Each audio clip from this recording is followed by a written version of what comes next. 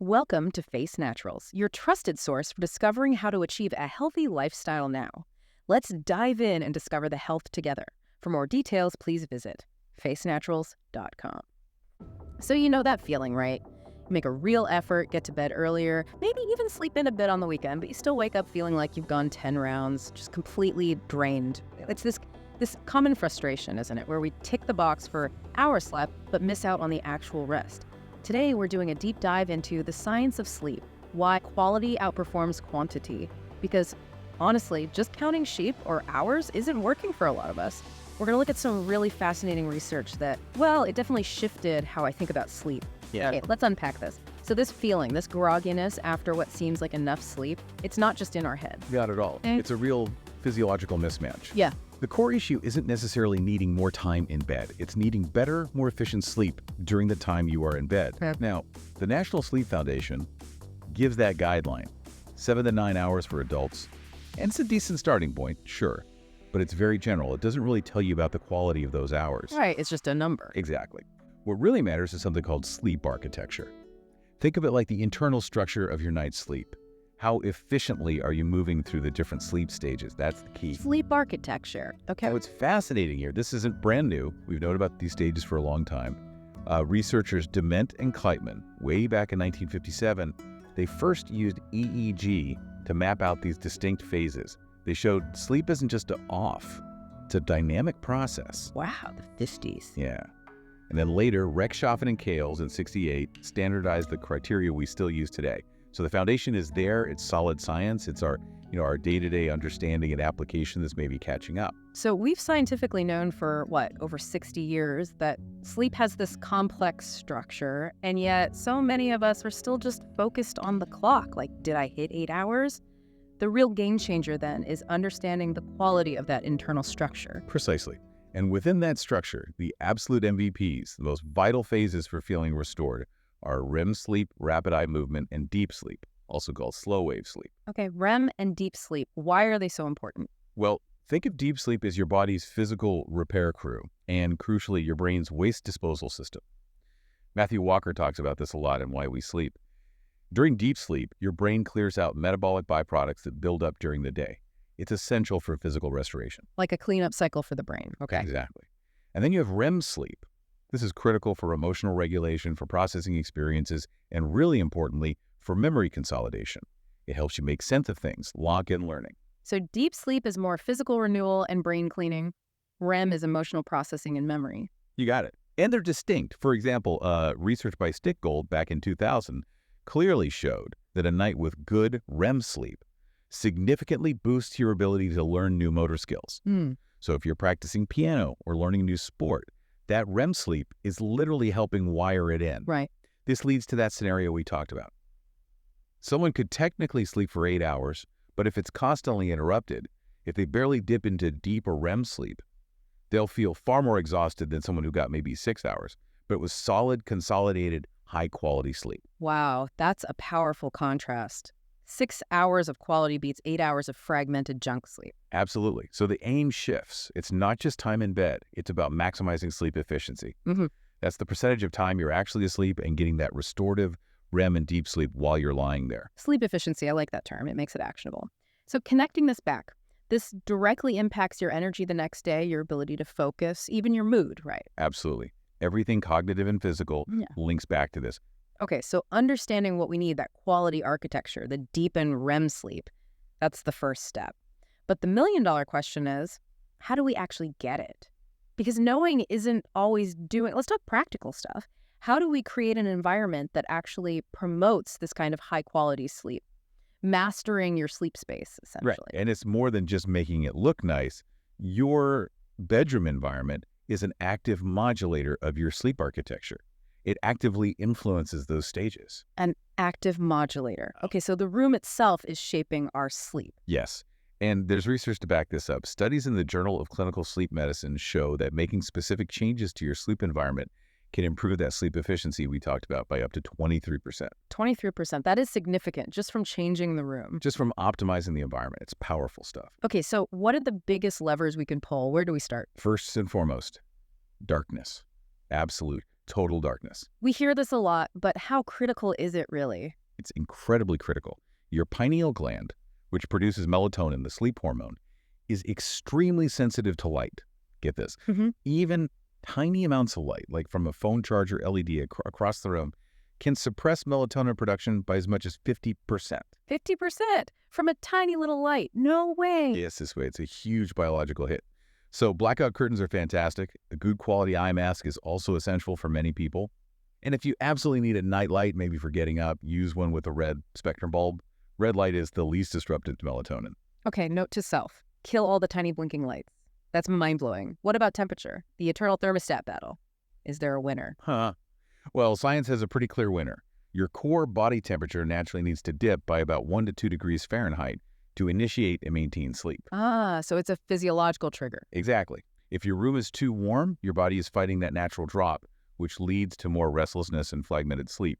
The ideal range is generally between 65 and 68 degrees Fahrenheit. That's about 18 to 20 Celsius. Cool, but not cold. 65 to 68? Okay, maybe I do need to lower the thermostat. It's not just comfort, it's biology. Precisely. Another factor, sound. Acoustic disruptions. Even noises we don't think wake us up. Especially those. Things like a distant siren, a floorboard creak, even the heating kicking on. They can cause what are called microarousals. You don't consciously wake up, you don't remember them, but they pull you out of those vital deep and REM stages. The invisible sleep thieves? Yeah. And they add up, contributing to that feeling of unrefreshing sleep. A simple fix can be a white noise machine, or even just a fan. It creates a consistent sound environment, acoustic masking, that sort of smooths over those sudden jarring noises. Okay, masking the sound spikes. Makes sense. And what about the thing we're actually sleeping on? Mattress, pillows? Absolutely crucial. Supportive surfaces. Your mattress and pillows need to keep your spine in a neutral alignment. If you're sinking too much or propped up awkwardly, you'll get uncomfortable, toss and turn more, and fragment your sleep. Materials like high-density memory foam or latex tend to be better at relieving pressure points compared to, say, older innerspring mattresses. This leads to more stable, less disturbed sleep. So it's the whole package. Light, temperature, sound, and support. Each one is actively influencing that sleep architecture. It really reframes the bedroom from just a place we crash to a finely tuned machine for rest. That's a great way to put it. Okay, so we've optimized the sanctuary. But what about us? Our habits, the things we do before we even get into that perfect room. Let's talk about how modern life, especially our tech habits and activity levels, might be messing with our sleep quality. Yeah, this is a huge piece of the puzzle. Our daily choices have a profound and scientifically validated impact. It's not just guesswork. Let's start with the big one. Screens, phones, tablets, computers. We know blue light is bad, but how bad, really? Is it just the light? It's pretty bad. And no, it's not just the light, though. That's a major factor. Research from Harvard Medical School shows that blue light emitted by screens is a potent suppressor of melatonin. And the effects can linger for up to 3 hours after you stopped looking at the screen. 3 hours. So checking email right before bed is basically telling your brain stay awake for a good chunk of the night. Pretty much, yeah. And beyond the light, there's the content. Engaging with stimulating stuff, work emails, stressful news, even exciting social media ramps up cortisol. Cortisol is our stress hormone. It's the physiological opposite of melatonin. It signals alertness, not rest. Wow. So it's a double whammy, the light itself and the mental stimulation. Exactly. This is why the concept of a Wi-Fi bedtime or a digital sundown is so important. Ideally, you want to stop using those blue light-heavy devices at least 2, preferably 3 hours before you intend to sleep. 2 to 3 hours, that requires some discipline. It does. But if that's too challenging initially, definitely use the built-in blue light filters on your devices or apps that warm the screen color temperature in the evening. It helps mitigate the effects somewhat. Okay, mitigation strategies are good. So less screen time, especially close to bed. What about physical activity? Exercise is generally good, right? Oh, absolutely. Regular exercise is one of the single best non-drug ways to improve sleep. It's incredibly effective. Research consistently shows, like in the American Journal of Lifestyle Medicine, that consistent physical activity boosts both the duration and the quality of deep sleep and REM sleep. So it actually improves the architecture we were talking about. Yes. It helps you fall asleep faster, stay asleep longer, and experience more of those restorative stages. We're talking moderate aerobic exercise, brisk walking, swimming, cycling, just 30 minutes, maybe 3-4 times a week, has been shown to improve overall sleep quality by as much as 65%. Plus, it's a great stress and anxiety reducer, which also helps with sleep. 65% improvement. That's huge. That's motivation right there. But timing matters, doesn't it? I've heard exercising too late can backfire. That's true. Timing is key.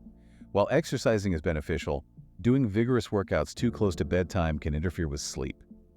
You want to wrap up any intense exercise at least 3 hours before you plan to go to sleep. 3 hours again. Seems like a magic number. It allows your body time to cool down. Exercise raises your core body temperature, heart rate, and adrenaline levels. You need those to return to baseline before your body can easily initiate sleep. Right, otherwise you're trying to sleep while your body's still in go mode. Exactly. So morning or afternoon workouts are generally best for reaping the sleep benefits without the potential disruption. Okay, this is all starting to connect. It's not just one thing. It's the dark room, the cool temp, the lack of blue light and cortisol spikes before bed, plus regular, well-timed exercise. These aren't just minor tweaks. They feel like fundamental pillars for good sleep hygiene. Understanding that 3-hour window for both blue light and exercise, that's really powerful information. It really is. And when you start layering these strategies, that's when you see significant changes. So, bringing this all together, the core message isn't really about logging more hours in bed, is it? No, not primarily. It's about enhancing the quality and the efficiency of the sleep you're already getting, making every hour count towards genuine restoration. By focusing on that sleep architecture, boosting the deep and REM sleep. Exactly. And the science is clear. When you apply these principles, managing your environment, your tech use, your activity levels, you will see improvements. Better daytime energy, sharper thinking, improved mood, overall better well-being. It really prompts the question, doesn't it? What could just one night of truly restorative, high-quality sleep actually change for you tomorrow? How would you feel? What could you accomplish? That's a fantastic question to reflect on. It shifts the focus from sleep as a chore to sleep as a powerful tool for living better. And, for those of us committed to a holistic approach to wellness, really understanding the science behind something as fundamental as sleep, it feels like the essential first step.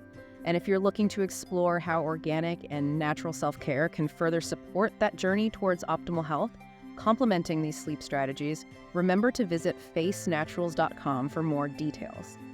This has been incredibly insightful. Thank you for breaking down the science in such a clear way. My pleasure. It's crucial information for everyone. Absolutely. Well, thank you all for joining us on this deep dive into the science of sleep. Here's to optimizing your sleep efficiency and waking up truly refreshed.